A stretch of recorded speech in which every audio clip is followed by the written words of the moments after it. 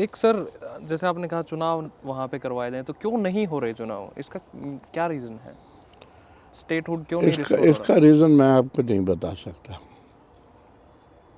उसका कारण? कई बातें नहीं बताई जाती ना। अच्छा। आप मतलब नौकरी वाले ज़माने में चले गए एकदम से। नहीं नहीं, नौकरी वाला ज़माना नहीं है। मेरा एक गेस है, लेकिन मैं फजूल की बात नहीं करूँगा। अच्छा, मैं उसको थोड़ा सा आगे बढ़ाता हूँ बात को। हम्म। जैसे आपने एक इंटरव्यू में कहा था कि उमर अब्दुल्ला और बीजेपी साथ में मिलके सरकार बना सकते हैं, कुछ ऐसे चांसेस दिख रहे हैं अगर स्टेटहुड रिस्टोर हो और चुनाव हों?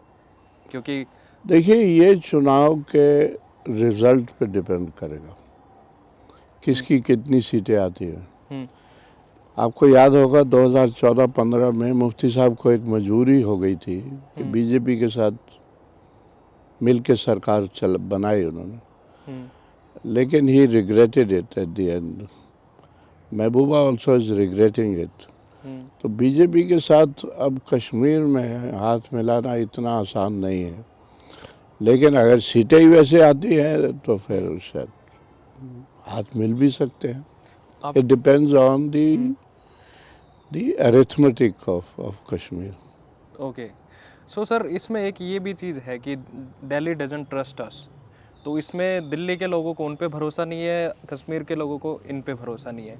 पर इसी बीच में जो हिंदुस्तान की आवाम है, उनसे कश्मीरी लोग इसलिए नाराज़ रहते हैं कि हिंदुस्तान की आवाम को वहाँ की आवाम पे भरोसा नहीं है। तो ये किस तरीके की वो नहीं, मिसकंसेप्शंस है? आवाम की बात नहीं है। आवाम की बात आई थी जब ये 370 का मामला हुआ था ना, एब्रोगेशन का। हम्म कश्मीरी बड़ा इमोशनल वो है, हम्म सेंटिमेंटल, इमोशनल। हम्म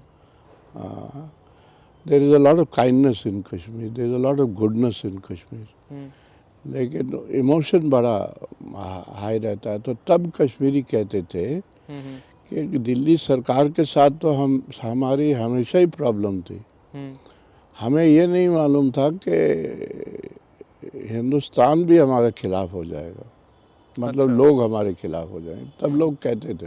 हम्म अब वो कहना बंद कर दिया, बिकॉज वो, जैसे मैंने कहा ना, अब एक्सपेक्टेशन नहीं है।